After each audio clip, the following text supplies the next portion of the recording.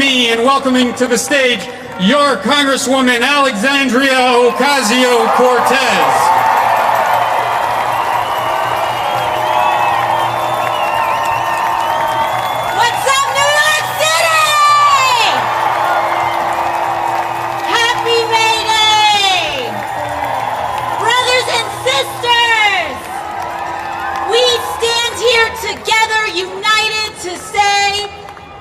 The billionaire class should be afraid of the power of labor and everyday workers across the country.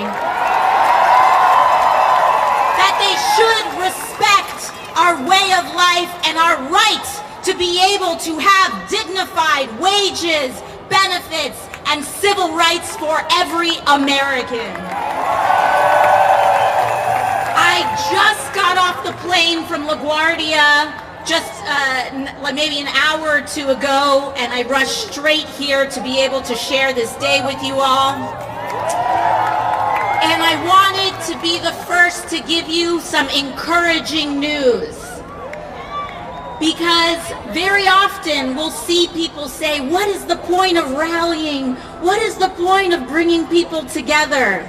We should never underestimate the power of organizing right now in this moment. When they see us gather in the streets, you should know. When I go back to Washington, they talk about it and they are getting very afraid. They are getting nervous, New York. And I want to give you a perfect example of this right now.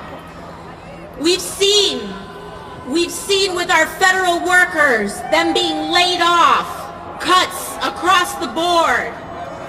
We've been seeing our VA workers and those who serve our veterans being cut off and laid off without dismissal.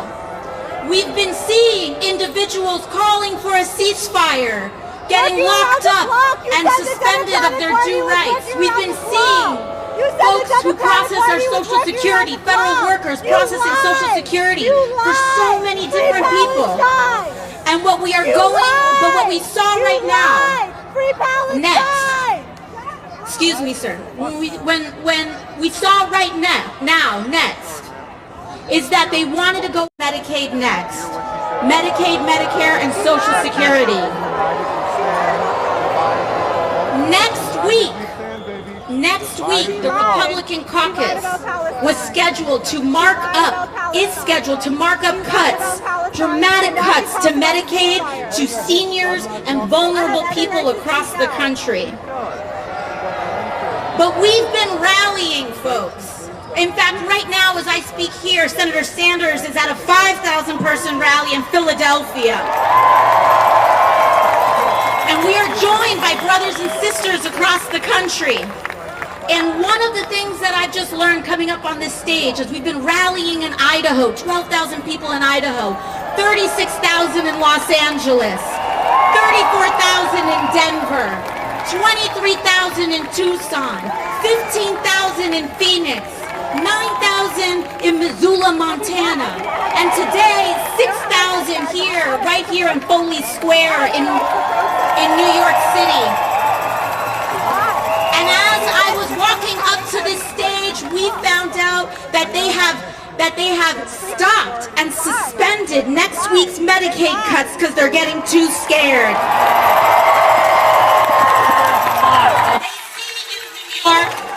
They see the gathering, but our fight is not over yet.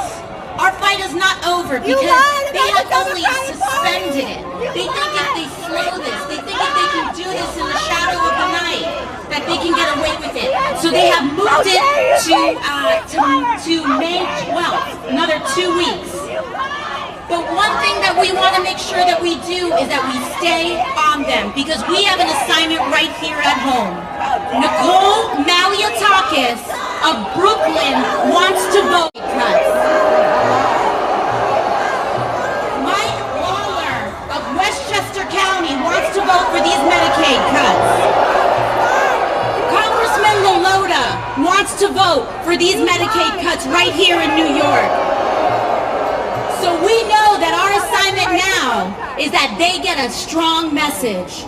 they vote for this, they're gone next year. We're giving them the boot next year. So if they want to stay, this trash has got to go. And I believe in you, I believe in us, and we will do this. Thank you all so much. Happy May Day. Let's go win the class war.